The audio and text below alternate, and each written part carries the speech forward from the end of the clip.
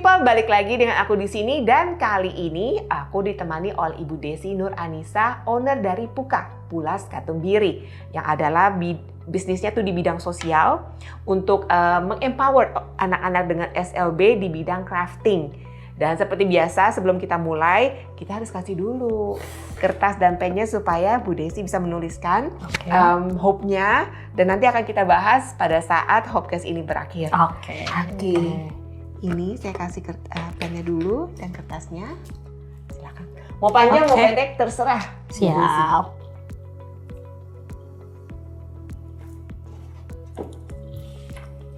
Oke, dan Terima kasih. Oke, selamat datang Mbak Desi. Sebelum kita mulai, mungkin bisa dijelaskan dulu nih, Puka sendiri nih berdiri sejak kapan dan apa yang menjadi motivasi diadakannya Puka ini dan kenapa Puka namanya? Oke, jadi Puka itu mulai dari tahun 2015, waktu itu saya masih berkuliah, masih bikin sesuatu yang lucu-lucu. Waktu itu saya bikinin dari bahan kain goni, terus saya tambahin sulam dan juga waktu itu tambahin variasi pom-pom karena emang waktu itu lagi happeningnya adalah pom-pom warna-warni. Saya bikinin tas laptop pada saat itu, jadi masih pembuatan masih sendiri, terus saya pakai ke kampus, ternyata banyak yang suka nih teman-teman. Oh nih kayaknya demand-nya oke nih. Akhirnya ada 3 pesanan, lalu saya seriuskan langsung bikinin brandingnya. Brandingnya itu dari kata bahasa Sunda, Puka itu kepanjangan dari Pulas Katumbiri, artinya adalah goresan pelangi yang mengisyaratkan variasi yang warna-warni gitu, seperti pelangi. Nah waktu itu masih 2015, masih self manufacture, masih bikin-bikin sendiri dan ternyata demand-nya makin oke nih. Saya lanjut bikin produk lainnya dari kan awalnya tas laptop, akhirnya nambah ke produk shoulder bag, tempat pensil, pouch dan lain-lain.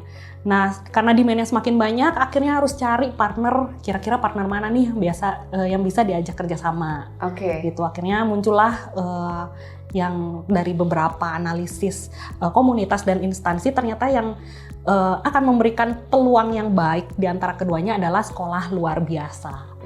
Gitu. Karena memang mereka terbiasa untuk membuatkan kegiatan crafting ya di sekolah. Ada kegiatan vokasional ya di setiap sekolah luar biasa gitu. Akhirnya setelah dicoba bekerja sama selama 1 bulan membuatkan tas Bubbly, itu produk pertama kami yang kolaborasi dengan SLB, ternyata memberikan value added tambahan kepada produk. Jadi selain produknya unik, ternyata pembuatnya adalah teman-teman berkebutuhan khusus. Itu jadi semakin menarik konsumen gitu untuk membeli produk dari Puka. Dari sanalah sampai sekarang alhamdulillah masih tetap bekerja sama dengan teman-teman berkebutuhan khusus. Gitu. Dan itu memang basicnya harus bahan goni itu karung goni atau apa aja sekarang udah berkembang? Betul, sebetulnya produk Puka untuk saat ini sudah berkembang. Namun untuk signature produk Puka adalah produk yang ada variasi goninya gitu. Oke. Jadi basically ini kreasi kamu dulu dan orang-orang sebelumnya nggak tahu nih dibikin sama orang-orang dengan SLB. Iya, Tapi betul. Jadi produknya sendiri udah wow duluan, lebih wow, double wow karena dikerjain sama anak-anak. Oke, that's awesome. By the way ya, kalau teman-teman pengen lihat produknya Puka tuh kayak apa aja, bisa dilihat di mana nih? Jadi mungkin ada yang sambil nonton sambil mau browsing, lihatnya di mana gitu. Jadi bisa cek Instagramnya Puka, itu Puka _ID. TikToknya juga ada sama Puka_ID, dan kalau misalnya di marketplace kita menamakan Pulas Katumbiri gitu. Pulas Katumbiri atau klik PUKA juga sudah muncul nama toko Puka gitu.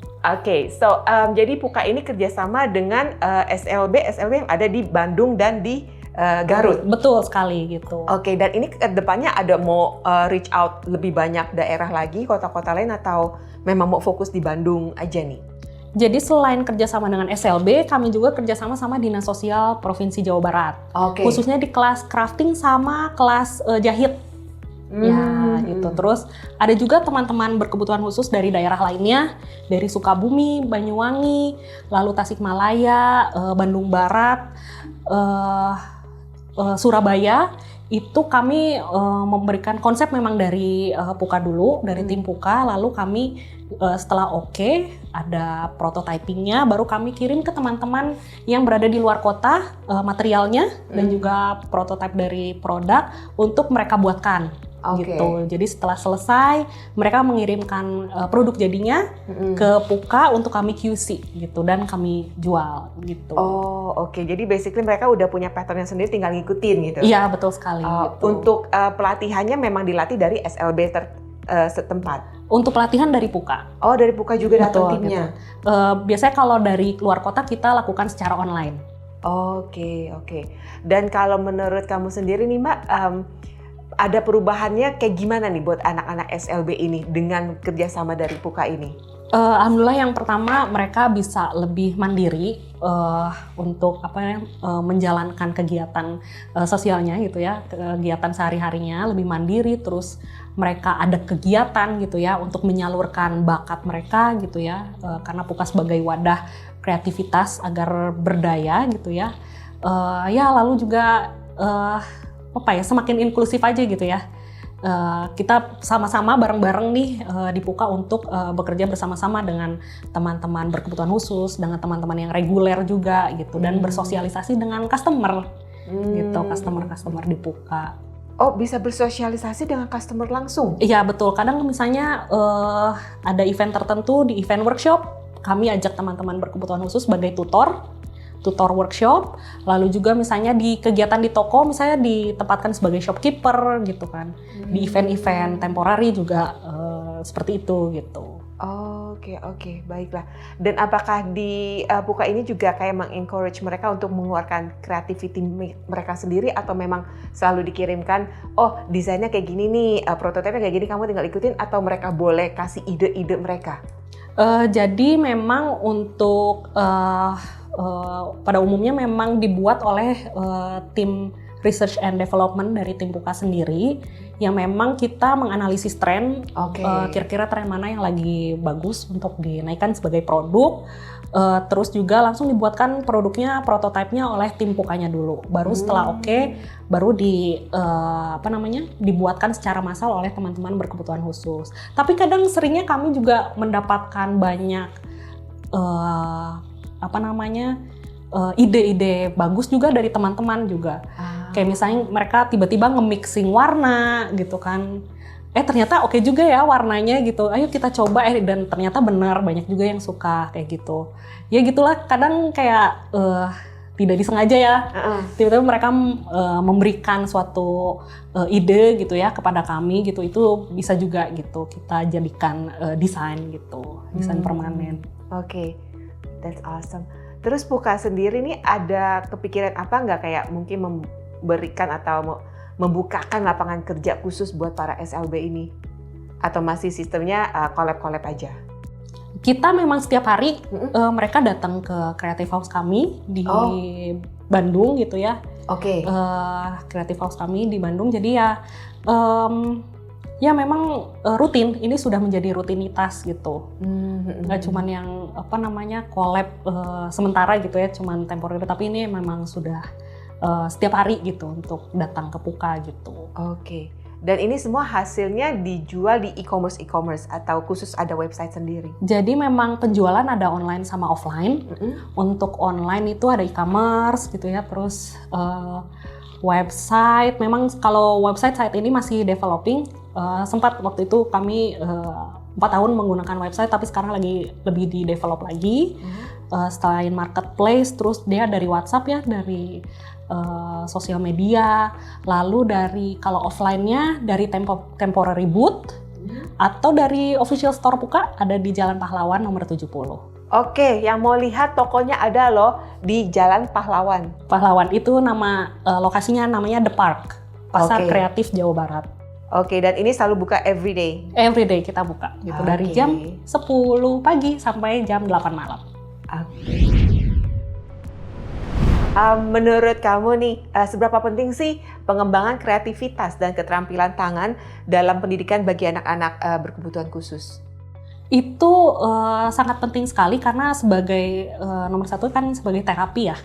Terapi bukan saja buat teman-teman berkebutuhan khusus, tapi untuk teman-teman yang reguler juga kan ya, sebagai terapi warna itu sangat-sangat apa ya, jadi refresh juga ya, nge-refresh sendiri gitu ya.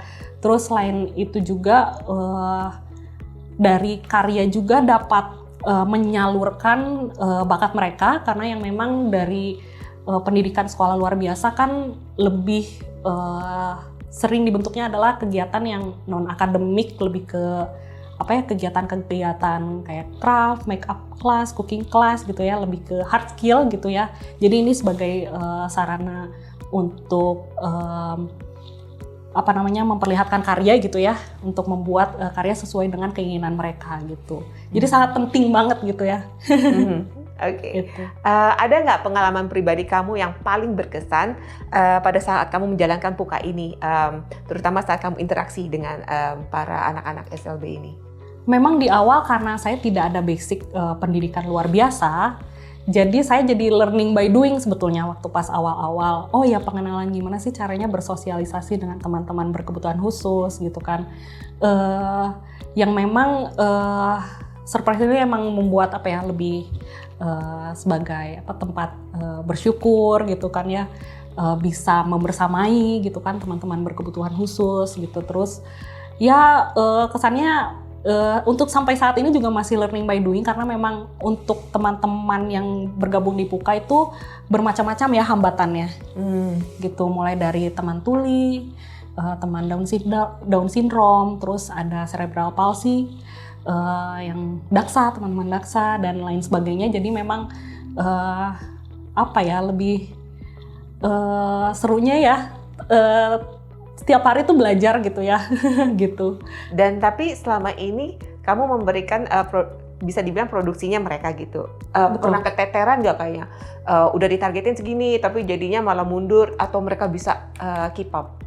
Betul, memang karena di Puka itu karena sistem produksinya adalah harus ramah disabilitas, yang dimana untuk setiap pembuatan produk kita tidak bisa, kamu segini harus, hari ini harus selesai sekian pieces gitu ya. Kita tidak bisa seperti itu, jadi kita menyesuaikan dengan kemampuan mereka. Nah, yang dimana ini kan pasti ada kendalanya ya, wah gimana dong berarti tidak sesuai target. Nah, ada positifnya sebetulnya, berarti kalau misalnya kekurangan crafter, kita sebutnya crafter, kekurangan crafter berarti harus lebih banyak meng-hire crafter lainnya gitu. Jadi biasanya kami banyak backing, istilahnya teman-teman yang bisa membantu dari dinas sosial, biasanya kami langsung datang ke dinas sosial, kira-kira mana nih kelas crafting yang bisa join di Puka untuk mengerjakan proyek yang ini gitu, misalnya gitu. Ya jadi ya gitu ya, ada positifnya gitu ya, jadi bisa lebih, semoga bisa lebih bermanfaat gitu ya buat teman-temannya, jadi untuk meluaskan apa namanya, impact gitu ya buat teman-teman yang lain. Oke, dan yang seingat kamu yang paling challenging nih apa selama ini? Yang paling challenging sebetulnya lebih di bahan baku ya, karena memang karena kan ada nih produk Puka tuh di aksesoris, kami sering kekurangan, misalnya tiba-tiba bahan bakunya tidak ada di pasaran gitu, akhirnya kami harus memutar otak di kira-kira desain mana yang bisa menggantikan gitu ya, misalnya komponen mana yang bisa menggantikan gitu, tapi akhirnya ada penggantinya, berarti harus foto lagi gitu kan, upload lagi gitu ya, pengenalan lagi ke customer seperti itu.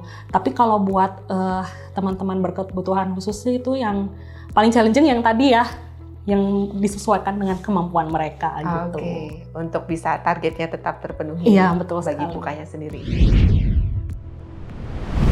Oke, menurut kamu bagaimana nih dengan adanya House of Hope yang menjadi jembatan untuk para IBK terjun ke dunia kerja?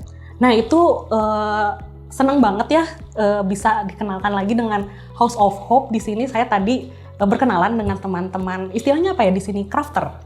Di sini enggak sih, kita enggak hanya craft aja, ada arts-nya juga. Oh, oke. Sometimes juga ada yang quality control juga, Oh, jadi oke. beda-beda tugasnya. Oh gitu ya. Iya. Ya tadi sempat berkenalan dengan teman-teman di House of Hope tuh, mereka sangat welcome sekali, merasa hangat ya di sini. Terus saya baru tahu ternyata ada ekosistem yang sama seperti Puka yang punya misi yang sama di sini, yang memang ternyata ekosistem ini tuh sangat luas ya gitu. Jadi mungkin banyak sekali ibu-ibu yang curhat ke saya nih, kira-kira anak saya bisa mana ya, anaknya senangnya ini gitu ya, di bidang olahraga mungkin ya, atau di bidang art. Ternyata bukan hanya Puka saja, ada banyak tempat-tempat apa ya yang bisa mendorong gitu ya, yang punya misi yang sama gitu selain Puka gitu. Jadi bisa lebih saya share lagi gitu ya buat ibu-ibu atau teman-teman berkebutuhan khusus lainnya, karena di sini juga sangat-sangat mendukung gitu ya untuk bisa berdaya gitu ya teman-teman dari teman-teman berkebutuhan khusus gitu. Awesome. Mungkin nanti juga dari House of Hope bisa mempelajari gimana sistem yang udah dijalankan sama Puka selama ini, jadi bisa berjalan terus dari demand, dari pengiriman semuanya. Jadi terima kasih banget udah datang ke sini, dan hopefully semakin sukses Pukanya, semakin Amin, banyak sama-sama. anak-anak dari sekolah-sekolah SLB ini bisa diperdayakan lagi, Betul. skillnya mereka lagi, dan ini juga bisa menjadi apa ya nantinya sumber penghasilan mereka. Betul pada sekali. saat mereka sudah lulus, jadi Iya. punya skill yang mereka bisa survive. Iya. So, thank you so much, Mbak. Iya. Sekarang sudah waktunya kita reveal Oh, apakah oke. yang menjadi harapan Mbak Desi ini. Ya. Oke. Oke, aku bacakan. I hope create more inclusive ecosystem for special friends. Amin. Amin. Itu harapan kita semua. Oke, terima kasih banyak Iya. untuk waktunya. Sama-sama, Mbak Desi. Cik. All the best for Puka. Iya, amin. Sama-sama untuk House of Hope dan juga Hope People di sini. Okay, so I'll see you next time, guys.